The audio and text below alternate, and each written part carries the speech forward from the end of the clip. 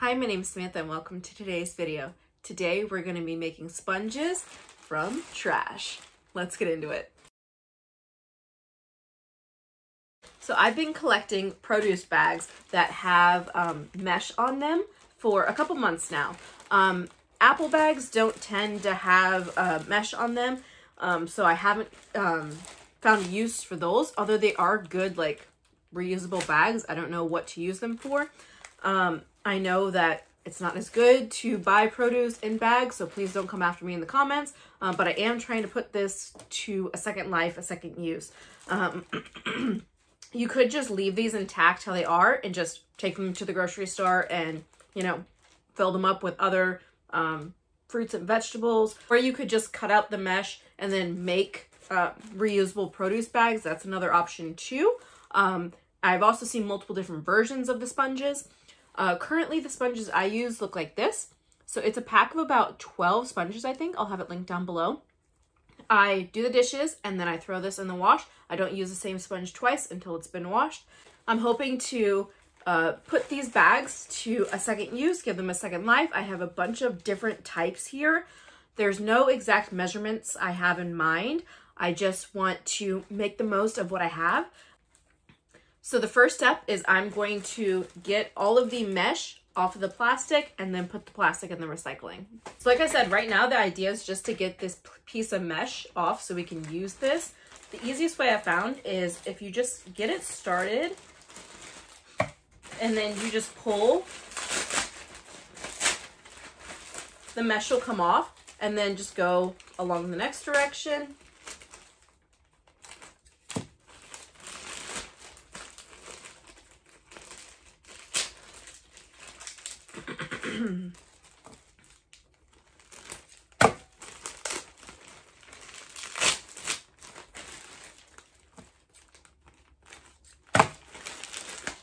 It's not perfect, but it's pretty fast to get it off that way. Okay, we have all of our mesh.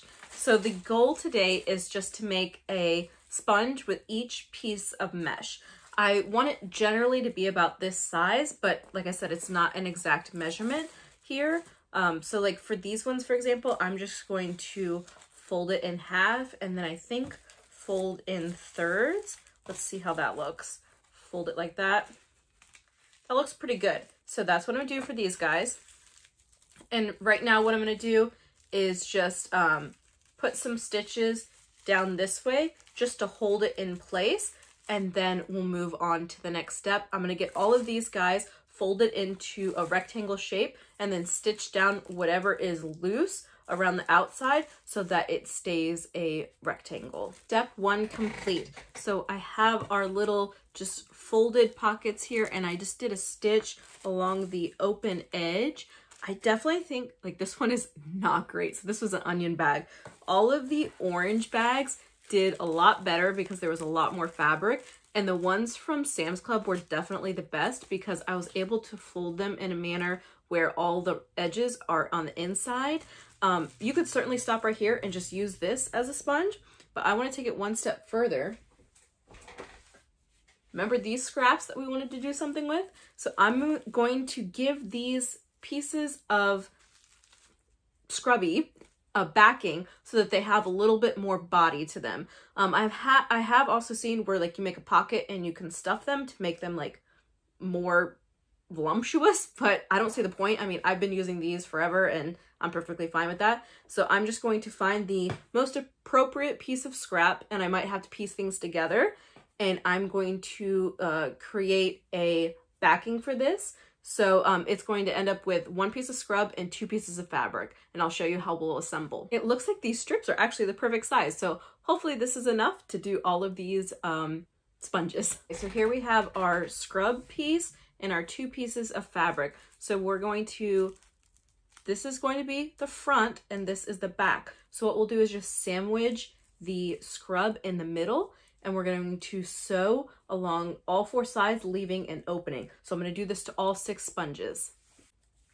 We have our little pouches done, and this is turning out to be a really fast project, and I'm very happy with how it's going. It's definitely in line with all of the other projects that we've done this month, Remnants to Radiance, you know, just using, you know, things that would be trash or scraps around the house and remaking them into something else. If you don't remember, this fabric is from when I turned the circle tablecloth into a rectangle. And this is the 4th project now that has been made, because I made the tablecloth, the coasters, the placemats, and now these guys. And there's still a ton left. So give me another idea for what to use this scrap fabric for in the comments down below. Anyways, we've got it sewn on 3 sides, leaving an opening. And if you're wondering, the sewing machine did perfectly fine. I have a Brother SE600. Perfectly fine sewing through all these layers of plastic. I didn't use any pins. This is not a very particular, straight, perfect project by any means. These are meant to just, you know, get a little bit more life out of this. And then honestly, these are going in the trash. Because this plastic can't go through the washing machine. It'll melt. So I don't want to do that. Not using my fabric scissors, using just regular scissors, I'm going to trim off the edges and then trim the excess fabric, and we're going to turn these guys right side out. And in the manner of not being perfect, this guy here, as you could tell, I did my first row stitches over here, and then I just did another one over here to make sure it actually caught within the fabric. It's not a big deal. This project's not meant to be perfect. It's meant to give another life to these plastics that would have been in the trash. This is what it looks like after you've trimmed. So trimming off the 4 corners and then trimming tighter to the stitches. I don't know if you can see that. There you go. And then we're going to turn through the hole, turn this guy right side out like this. Then you're going to want to get something to poke out the corners. I'm definitely happy with the decision to add fabric. I think this will add to the stability of this project, make it last a little longer. Like I said, you could certainly have just left them as the rectangles that they were with just the fabric from the bags, but I feel like they would have degraded pretty fast. Then what we're going to want to do is just tuck in these corners. You can clip or pin this if you want, and then we're just going to do a top stitch all the way around, and that is our final product. So let me go ahead and finish these guys up. And if you guys aren't already aware, Thursday is when I will be announcing the jar opener winners from last Tuesday's video. Please keep in mind that part of the submission is writing a comment on Instagram, on the Instagram post, not on the YouTube video. So I will have the Instagram post listed in the description box below. If you're curious about any of the other requirements, check out the video from last Tuesday. But let me whip these guys up and I'll show you the final result. Almost done, but I just want to make sure I mentioned that when you turn it right side out before you top stitch, if you want to make it fluffy, this is when you would add these stuffings. So I have an old pillowcase, an old stuffed animal, or just some extra batting you have laying around. This is where you would fill it. But I'm just going to go ahead and top stitch. All done. I have to say, I absolutely love this project. I love that it gives a second life. I don't like using plastic. I try not to, but you know, certain things do come in plastic, and you know, trying to save money, there are certain things that you need to buy that are in plastic, unfortunately. One thing I did want to mention is this is the bags I was talking about from Sam's for the apples. So it even has like a little Ziploc in here and has breathable holes. Like, what could I do with this to give it a second life? I was thinking maybe, I don't know, when you go to the beach, you could use it like with the sand, but I don't really go to the beach. So I don't know. I don't know what to do with these. I feel like they're too good to just use one time and throw away. I like using something at least twice, if not for a longer, much longer period of time. But that being said, here are how they turned out. The orange bags absolutely turned out better. The blue, I think, turned out quite well. I absolutely hate this orange one. I do not ever want to work with this material again. This was an onion bag. It was absolutely terrible.